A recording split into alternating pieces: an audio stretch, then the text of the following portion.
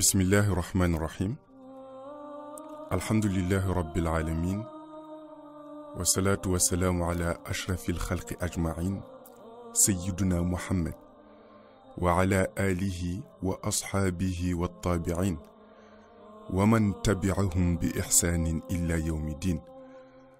Assalamu alaikum.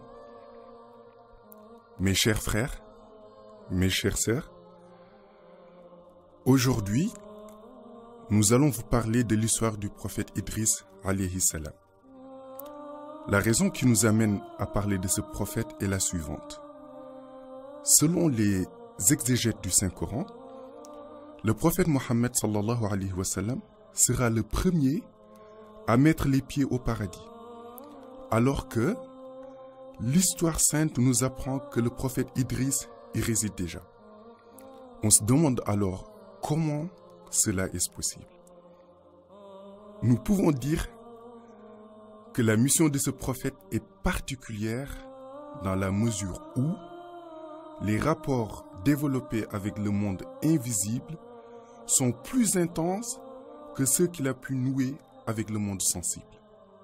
Selon l'histoire sainte, il existe 124 000 prophètes, parmi lesquels 313 ont été envoyés sur terre et 27 parmi ces 313 sont cités dans le Saint-Coran.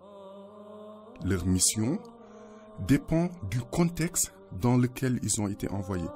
Il y en a qui ont reçu une mission sur terre, shahada, qu'on peut qualifier d'apparente ou explicite, et d'autres ont reçu une mission basée sur la haqiqa, c'est-à-dire le côté caché, le côté ésotérique.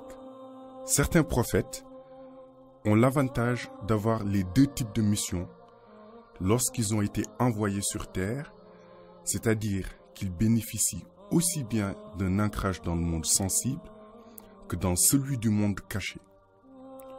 Pour ces prophètes-là, leur parcours est très riche d'enseignements, aussi bien pour le monde ghaib, le monde invisible, que dans le monde shahada où nous vivons, et leurs noms sont retenus par l'histoire sainte. C'est le cas du prophète Idriss alayhi salam, qui occupe une place non négligeable dans l'organisation dressée par Dieu et entourant sa relation avec le monde des réalités cachées. Mais, pour comprendre la parole de Dieu qui stipule que le prophète Mohammed sallallahu alayhi wa sallam s'introduira en premier au paradis, il faut distinguer les différents sens de la notion de présence selon le contexte.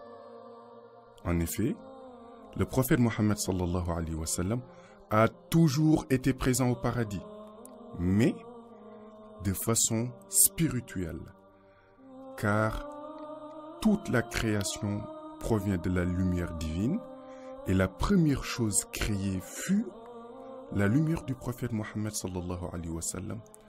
C'est ce qu'on appelle la réalité mohammedienne.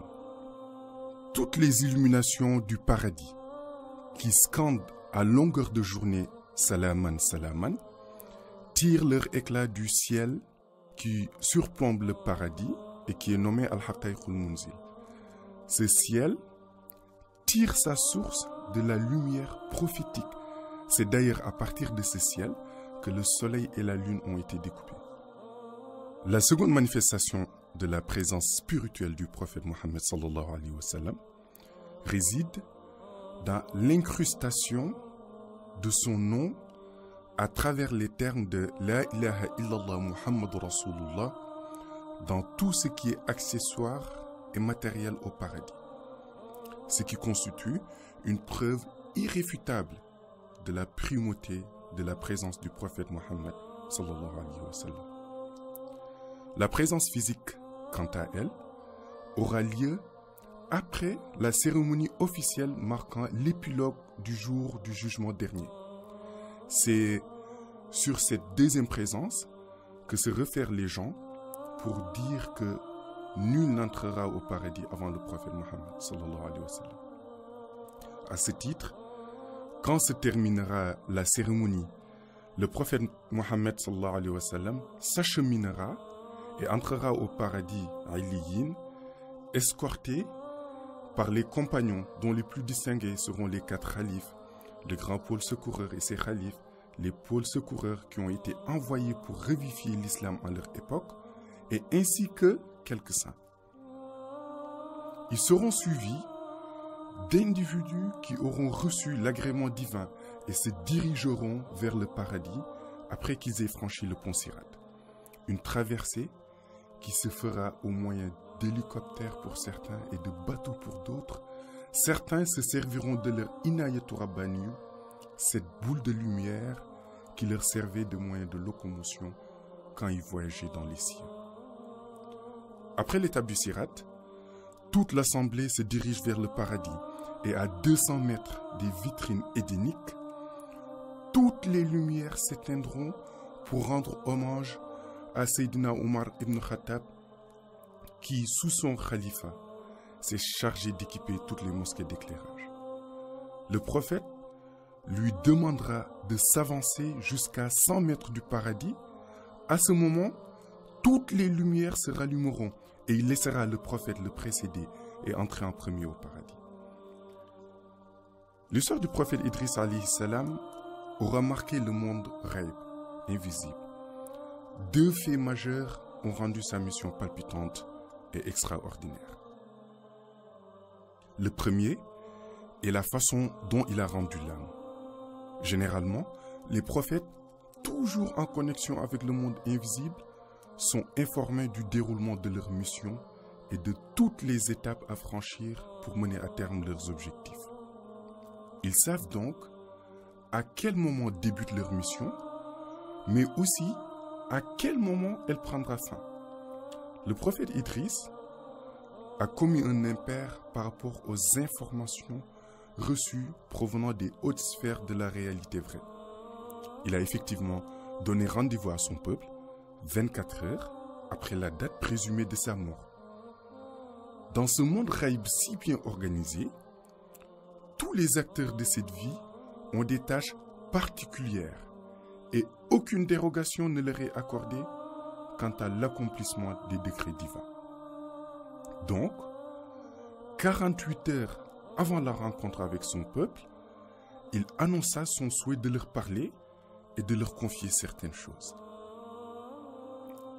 Ainsi, 24 heures avant cette réunion avec son peuple, l'ange Jibril alayhi salam se présenta à lui pour l'informer de la fin de sa mission. Il lui rétorqua qu'il ne pouvait pas partir à la date indiquée car il devait honorer certains engagements, sinon sa mission laisserait un goût d'inachevé. L'ange Jibril s'en retourna au ciel et informa Dieu de la situation, qui lui demanda de tout remettre entre les mains de l'ange de la mort, qui doit accomplir la lourde tâche qui lui est assignée, à savoir prendre l'âme d'Idriss au 6e ciel. Ainsi, un subterfuge fut trouvé par les 2 anges. L'ange de la mort emprunta l'apparence de l'ange Jibril sous prétexte d'accompagner Idriss afin qu'il s'entretienne avec Dieu dans les sphères célestes. Le prophète Idriss, obnubilé par le discours qu'il devra tenir devant son peuple, ne se rendit pas compte que celui qui se tenait devant lui n'était pas l'ange Jibril. C'est ainsi que l'ange de la mort le prit sous son aile et alla avec lui jusqu'au 6e ciel aux abords de l'actuel siège du prophète Mohammed sallallahu alayhi wa sallam, puis lui dit qu'il avait enfin une occasion de retirer son âme au 6e ciel conformément à l'ordre divin. Or, le Seigneur lui avait demandé de ne pas le contraindre à le suivre eu égard de sa prophétie. L'ange de la mort fit ensuite savoir au prophète Idriss qu'il devait s'en tenir à sa mission qui consistait au retrait de son âme au 6e ciel et que le reste n'était plus de son ressort. C'est en conséquence de tout cela que le prophète Idriss mourut au 6e ciel sur la place qui abrite le siège du prophète Mohammed sallallahu alayhi wa sallam. Pourquoi le prophète Idriss était au paradis? Le prophète Idriss avait demandé à visiter le paradis, ce que Dieu lui accorda, mais lui précisa que cette visite ne se fera pas physiquement, que seule son âme voyagera. Dieu le mit en rapport avec 4 des anges qui gardent le paradis pour l'escorter. Il entra dans un couloir appelé Wasila, qui est près du siège du prophète Mohammed sallallahu alayhi wa sallam. C'est l'un des plus beaux couloirs du paradis, bien que tout soit beau en cet endroit. Ce couloir est proche de la mer appelée Salsabil, dont les ondulations des vagues et les flots offrent un spectacle magnifique. Il s'engagea alors dans ce couloir et continua son chemin jusqu'à un deuxième couloir qui mène au paradis Aliyin. Au vu de toute cette splendeur, de toute cette beauté et du climat agréable qui y règne, Idriss était émerveillé et impressionné. À la fin de la visite, les 4 anges lui demandent de retourner sur terre, ce qu'il refusa. Il leur répondit qu'il ne pouvait pas sortir car Dieu a dit que celui qui rentre au paradis n'en sortira plus jamais et que c'est pour l'éternité. Les anges se disent, si nous le forçons à sortir, nous briserons le pacte scellé avec Dieu, à savoir, celui qui rentre au paradis n'en sortira pas. Dieu, dans son immense bonté, reconnaît que s'il ordonne de sortir Idriss du paradis, sa parole n'aura pas été tenue. Étant donné qu'Idriss n'est rentré au paradis qu'avec son âme, il demanda aux anges chargés de sa protection et qui l'accompagnaient lors de cette visite guidée, d'aller chercher un cercueil de lumière que l'on a créé à partir du nom de Dieu appelé Salam et d'y introduire son âme. C'est pour cette raison que lorsqu'on se rend au paradis, à la place nommée Wasila, on y trouve l'âme d'Idriss enveloppée dans un cercueil de lumière et gardée au frais. Tout ceci s'est passé 41 jours avant le décès d'Idriss. Alors que son corps est dans le monde Shahada dans lequel nous vivons et son âme au paradis. La mission d'Idriss n'était pas encore terminée, mais nous savons bien qu'un corps sans âme ne peut vivre. Comment tout cela est possible? Idriss avait un don semblable à celui que détenait le grand pôle secoureur, qui consistait à pouvoir remplacer son âme par la lumière de son zikr. Le fait de pouvoir réaliser une telle prouesse relève du domaine du miraculeux. Cette pratique permet aux hommes qui en ont la capacité de développer le hijab, c'est-à-dire de pouvoir se démultiplier et de pouvoir ainsi se trouver à plusieurs endroits à la fois. Le prophète Idriss alayhi salam avait pour zikr essentiel les paroles « La ilaha illallah ». On peut dire que c'était le cœur de sa mission, comme pour beaucoup de prophètes à cette époque. Il prit donc la lumière de ce zikr qu'il mit à la place de son âme et put ainsi terminer sa mission avant de mourir définitivement. Idriss était vivant sur terre, mais était considéré comme mort par le monde ghaib invisible, puisque pour eux, il repose à Wasila. 41 jours après ces événements, l'ange Jibril vint vers lui pour lui annoncer la fin de sa mission et par la même occasion sa mort imminente. Il repartit et envoya par la suite l'ange de la mort qui prit son apparence. Idriss voulait négocier afin qu'on lui laisse le temps d'accomplir ce qu'il avait entamé. En effet, il avait convoqué son peuple 2 jours plus tard pour leur laisser ses dernières recommandations. Pourquoi Dieu n'a pas accepté sa demande alors que, à la fin de la mission du prophète Mohammed sallallahu alayhi wa sallam, il lui a été proposé de rester autant de temps qu'il voulait sur terre, offre que ce dernier a d'ailleurs décliné.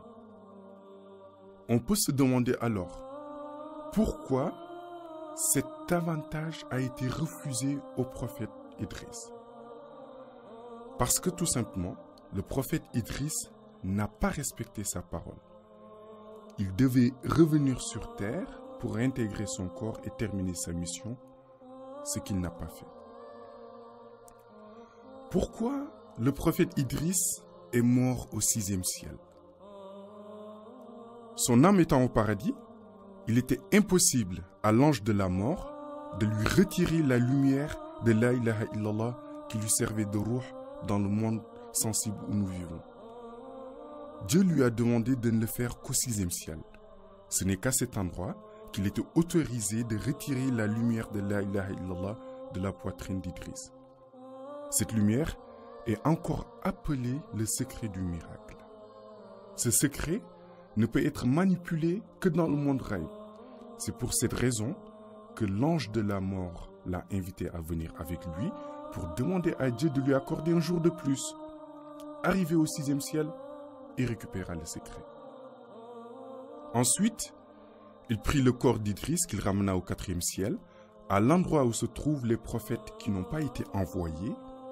C'est là qu'il remit dans sa poitrine le secret de la lumière de la ilaha illallah, ce qui lui redonna vie. Le prophète Idriss se trouve donc actuellement au 4e ciel avec les prophètes qui n'ont pas eu de mission sur terre, en train de faire le zikr du 100e nom de Dieu ou le Ismullahi al-Azam. En attendant le jugement dernier, l'âme originelle d'Idriss est dans le cercueil de lumière dans un couloir du paradis appelé Wasila. Au moment du jugement, il assistera à l'événement avec l'âme constituée de la ilaha illallah. Une fois la cérémonie officielle terminée et que le prophète Mohammed sallallahu alayhi wa sallam se sera installé au paradis, on récupérera l'âme d'Idriss qui était gardée dans le cercueil de lumière se trouvant à la place de Wasila pour la remettre dans son corps. Et on retirera celle de la lumière de la ilaha illallah de sa poitrine. C'est à partir de ce moment qu'il pourra vivre normalement au paradis. Pour terminer, il faut noter qu'actuellement, là où il est au 4e ciel, le prophète Idriss peut ressentir les effluves du paradis et en sentir les odeurs. Ce récit est tiré des enseignements de notre honorable cher Khutbul Artab al-Kabir. Wassalamu alaikum wa rahmatullahi wa barakatuh.